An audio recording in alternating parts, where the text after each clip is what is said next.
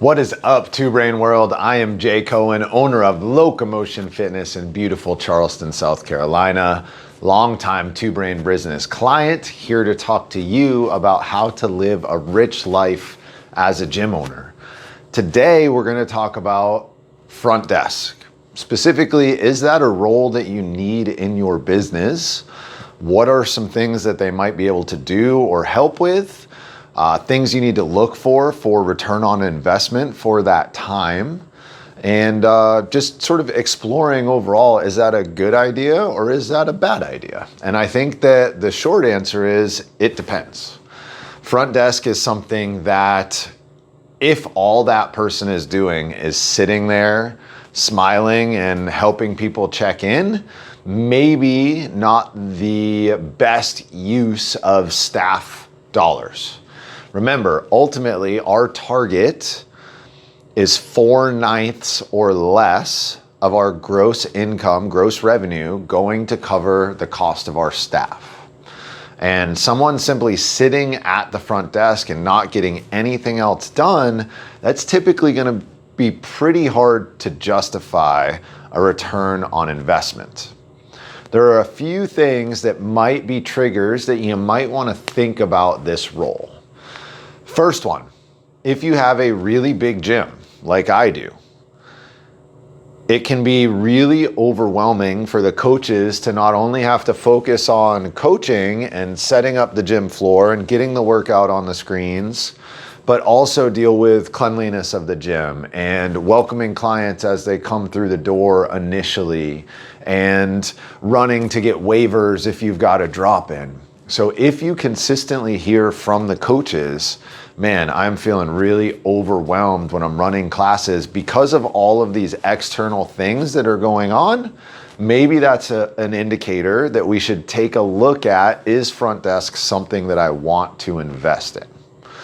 Another great indicator here is, are things falling through the cracks, specifically sales, for example, because people cannot figure out how to purchase things. So retail is a perfect example here. Our billing software, unfortunately, makes it pretty difficult to run retail payments. And so people are hesitant to buy Kill Cliffs or Fit Aids or applesauce pouches or gear, right? T-shirts, sweatshirts, all of that stuff. When I put a front desk person up there that could just, hey, I'll add that to your account for you, or you don't have to worry about that, those numbers went up pretty significantly. So that's another thing that I want you to keep your ear to the ground for, is our clients struggling to get things done before or after class.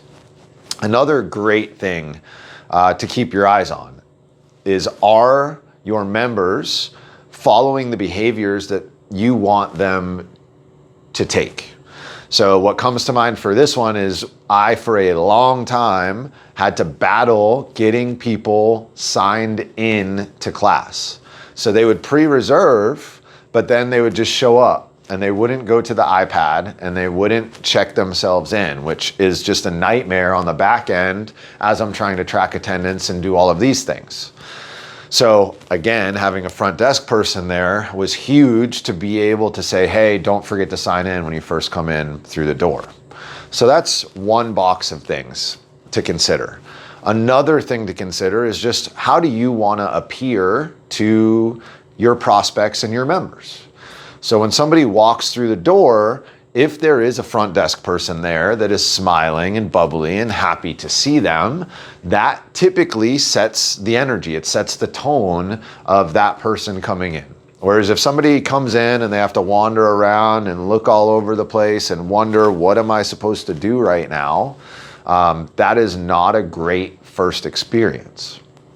The other piece of that is, it's a great way to capture leads. So if a coach is on the floor coaching and somebody walks in the door, if I don't have a front desk person there, a lot of times my coaches are trained to acknowledge that person and make sure that they don't just feel lost standing there, because I don't always have a front desk person there. But it forces them to, hang out and wait for a couple minutes until there's a breaking point. And then even when there is a breaking point, The coach has to run over there, do a quick exchange, say, hey, just write your name down, your phone number down, your email down, and we'll get back to you. That doesn't feel quite as good on converting that person into a member as having somebody at the front desk who can have a sales-based conversation, not the full no sweat intro, but just something where they can build some rapport and tell them about our gym and why we do things and how we do things, and even just pre-filter before that sales conversation. So all of this are just things that you have to think about, or reasons why you might want to have a front desk person. However, that needs to be balanced with, is the additional revenue created from retail and the additional sales that you're getting from having those conversations, and the coaches not having to stop what they're doing and feel overwhelmed. Is all of that balanced with what you're paying for a front desk person to sit there? For me, I'm paying anywhere from $15 to $20 an hour for that. And the last thing that I want is somebody sitting there for 45 minutes of every hour not doing anything because somebody hasn't walked in and there is nothing to clean and the coaches don't need any help. So even if all those indicators that I just mentioned point to, okay, it might be time to think about a front desk person, the other piece I want you to think about is, what can you have them do while they are sitting there? And that is when it is really, really important to write down all the roles and tasks of your business, which starts with you writing down all the things that don't light you up, all the admin-based stuff that somebody sitting at a front desk would be able to crank out. So there is an exercise that we do in Tinker that was called the Energy Audit, which is taking a piece of paper, folding it in half, on one side writing down things that drain your energy, and on the other side writing down things that give you energy. I know for me, a lot of the energy draining things were like data entry, lead nurture, client dealing with a bunch of emails that are coming in. And all of those things are great opportunities for a front desk staff. So maybe that's a good exercise for you to start with, is that energy audit. Then from there, what are we willing to hand to this front desk person? And on my end, this is where we settled.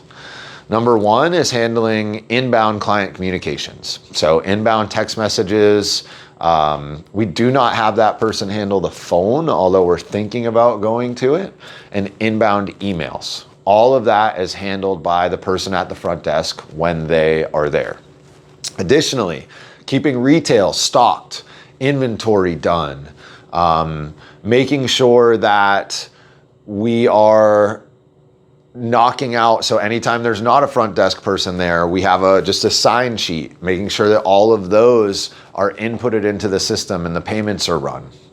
Our front desk person cleans, does spot cleaning to make sure that the gym stays looking amazing. So every hour or 2 hours they get up, do a quick walk around and make sure things look sharp.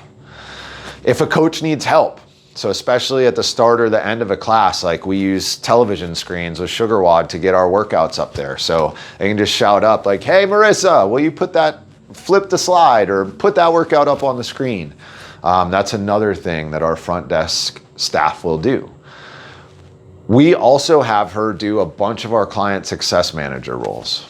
So birthday cards and bright spots, hitting up members when they set a PR in the gym.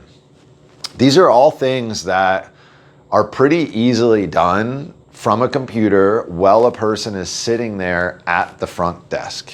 And that's what's most important, is mapping out from when that person is in there to when they go home, hour by hour, what do you want them to accomplish? And then even further, day by day. So we have this broken down: on Mondays, we do this. On Tuesdays, we do this. On Wednesdays, we do this. And then it goes as far as this is done this hour, this time to this time, this time to this time. If you cannot fill that time, my advice to you is do not hire a front desk person. You're not ready for it yet.